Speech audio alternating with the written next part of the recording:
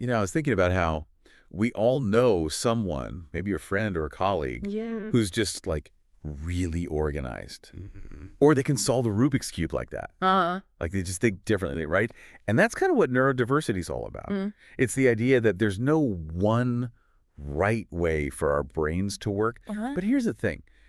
Neurodiversity is way more than just like a buzzword, Yeah. It's something that really affects all of us, especially in healthcare. Absolutely. And that's what we're going to be kind of diving into today. So we have this article from Practice Business Yeah, great article. called The Rise of Neurodiversity in Healthcare. It's fascinating. It explores, how we really need to understand and then accommodate neurodiversity Yes. in all these different healthcare settings For everyone. for both the patients and the staff. Yeah, absolutely. And the article, it really kind of focuses on the role of practice managers in like creating these inclusive environments. Yeah, for sure. But before we get into like the nitty-gritty of all that, let's just break down what neurodiversity actually means. I think that's really important. What does it actually mean? Because it's easy to just throw around these buzzwords. Yeah, definitely. But I think having a clear definition is really key. Yeah, I totally agree with that. At its core, neurodiversity really encompasses the entire spectrum Okay.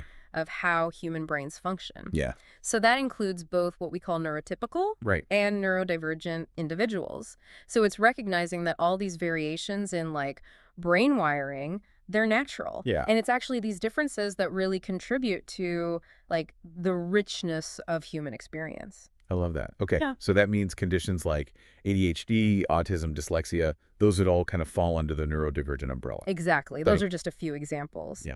But in each of these conditions, it presents its own unique set of challenges, but also strengths. Right. The key takeaway here is that neurodiversity, it's not about labeling people or putting them in boxes.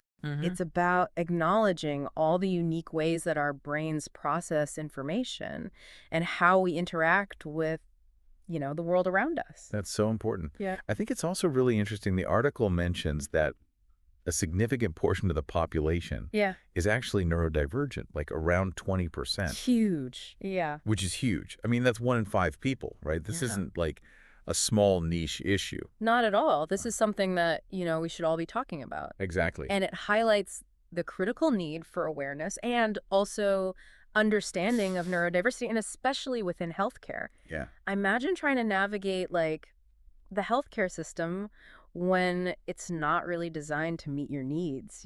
Right. It could be really frustrating. It would be super frustrating. It could lead to like misdiagnoses Oh, for sure. or even inadequate care. Yeah, absolutely. And, it's interesting, too, because the article also talks about the link between neurodivergence and other health conditions. Mm. It's not uncommon for people to experience things like chronic pain, fatigue, or even like gastrointestinal issues alongside those neurodivergent conditions. Yeah.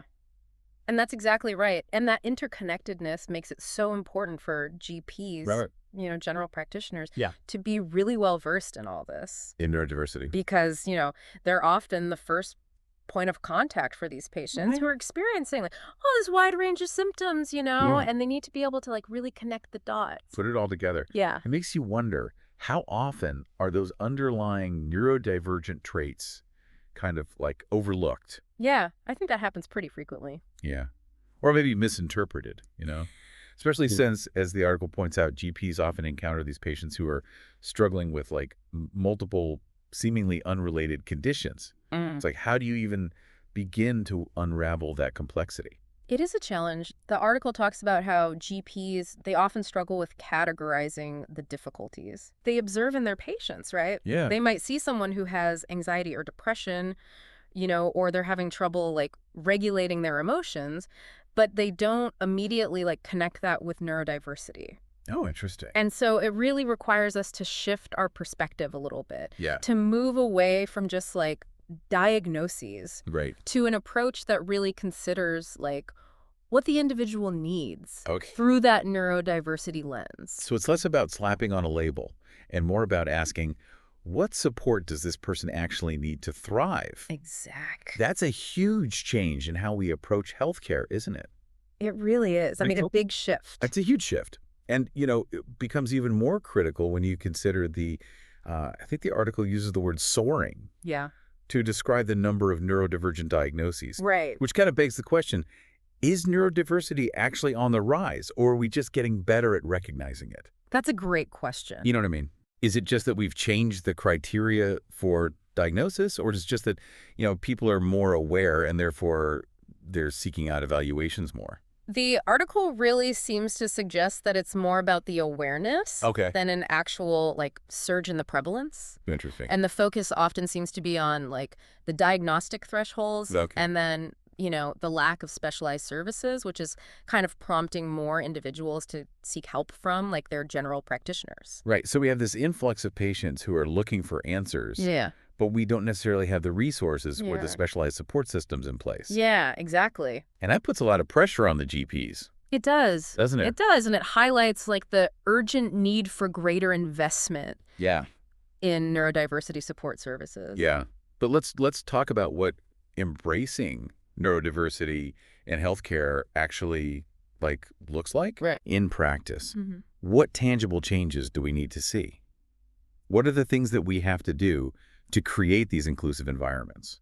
Yeah, great question. I think it really starts with, recognizing that everyone's different and what works for one person doesn't necessarily work for another, right? Right. We can't have a one-size-fits-all approach when it comes to neurodiversity. Yeah, it makes sense. And we really need to tailor our communication styles or environments, even care plans to actually meet those needs. Of each individual person. Exactly. So it's instead of just assuming everyone processes information in the same way, Right. we need to be more flexible. Yeah. Right, more adaptable. For some people, they might do better with visuals Mm-hmm. or, written instructions, Yeah. while others might benefit more from a verbal approach. Exactly. And think about even the sensory environment for a lot of neurodivergent individuals, bright lights, loud noises, strong smells I can see that. can be really overwhelming. For sure. So if you can create these calming spaces that are sensory friendly, that could go a long way to improving patient comfort, reducing anxiety.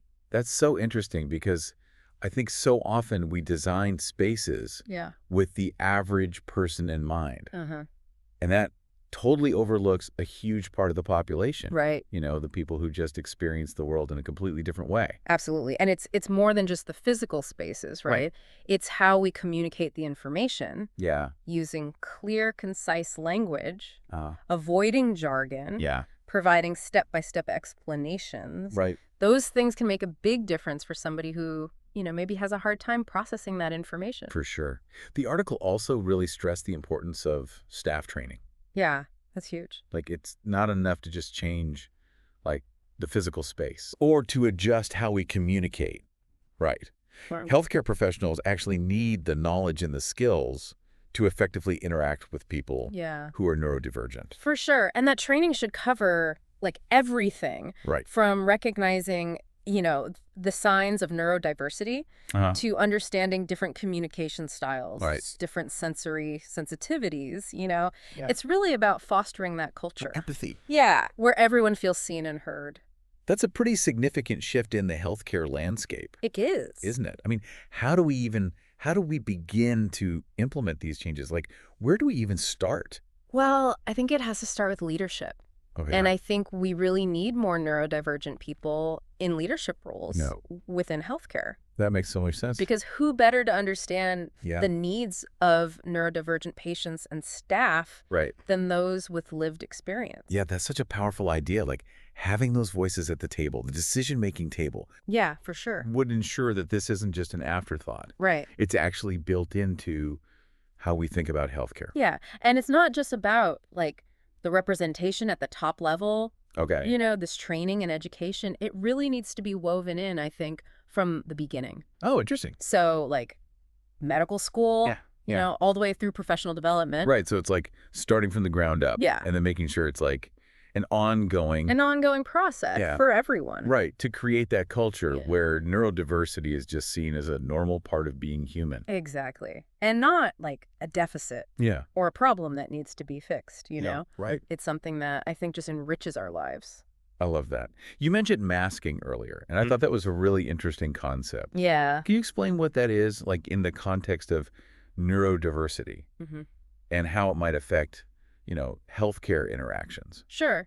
So masking is something that is pretty common for a lot of neurodivergent individuals, especially those on the autism spectrum. Okay. And it's the act of either consciously or unconsciously suppressing your natural behaviors and traits to kind of fit in with social expectations, right? So it's like constantly trying to appear normal. That sounds exhausting. It is. It takes a lot of effort, a lot of energy, and it can be really, really stressful.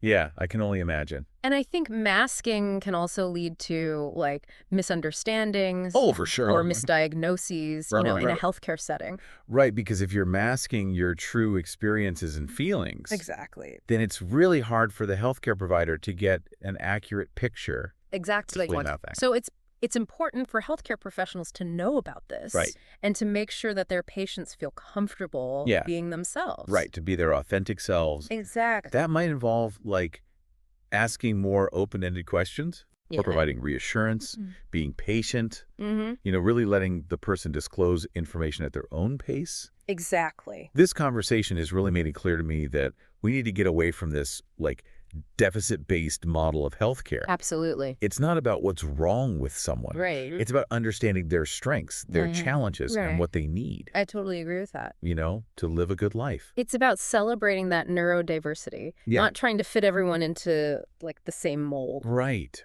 This has been so eye-opening, honestly. Good. But before we wrap up, I did want to touch on something the article raised about overdiagnosis. There are some critics who argue that this increased awareness of neurodiversity is leading to more people being labeled, maybe unnecessarily. Right.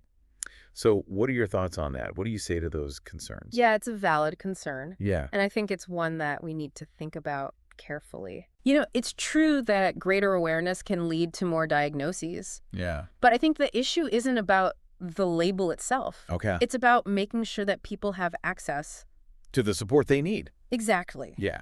Regardless of whether they have a diagnosis or not. Right. So it's not about pathologizing every difference. Exactly. Yeah. It's about creating a system that is responsive to people's needs. That makes sense. But then that raises another question. Yeah. How do we figure out who needs support and what kind of support is best, right? I mean, the line between what's just like a normal personality quirk and what's actually like a real challenge that requires intervention. For sure. It can be kind of blurry. You're absolutely right. And that's where I think a really personalized, holistic approach is so important. Okay. And instead of just like relying on checklists or these diagnostic criteria, you really have to consider the individual's lived experience, their strengths, their challenges, what their goals are.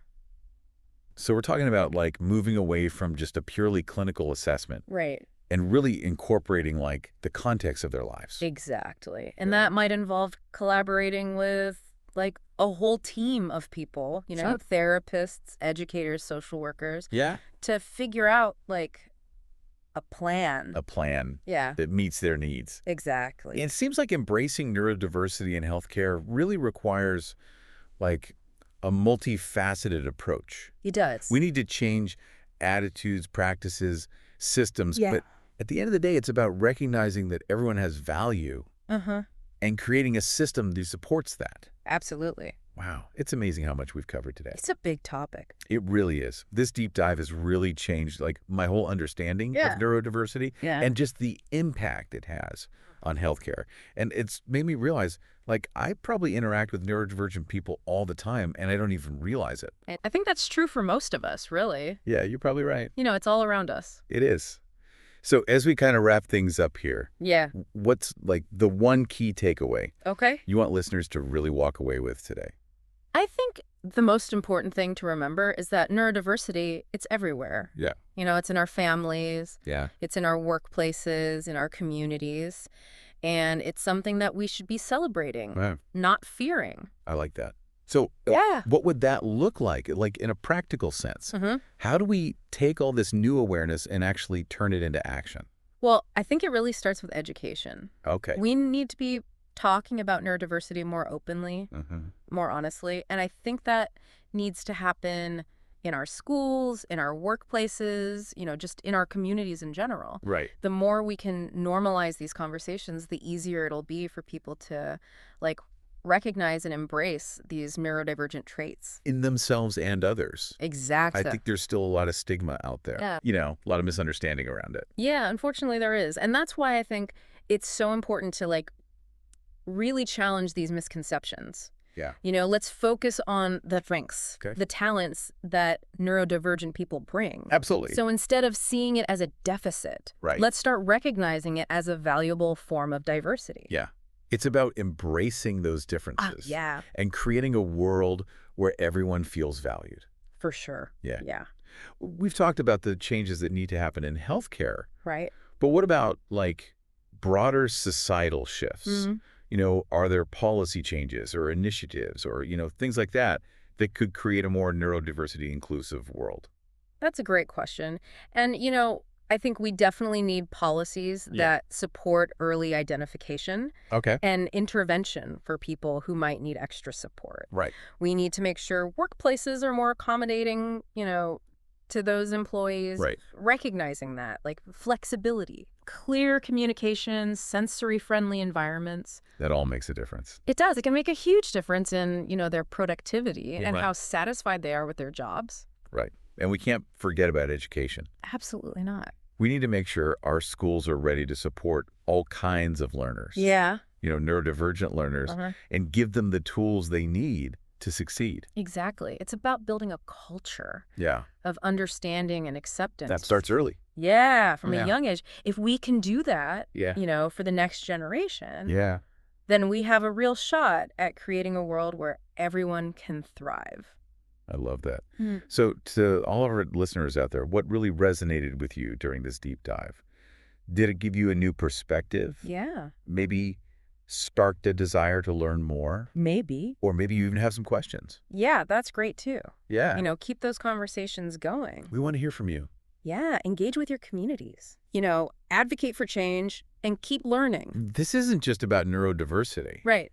This is about making the world a better place for everybody. Exactly. This has been such a great conversation. I agree. And I really want to thank you for taking the time to talk with us today and share your expertise. Oh, the pleasure's all mine. It's clear you're really passionate about this, and I think our listeners got a lot out of it. I hope so. Thanks for joining us on this deep dive into neurodiversity in healthcare. Until next time, stay curious, and we'll see you then.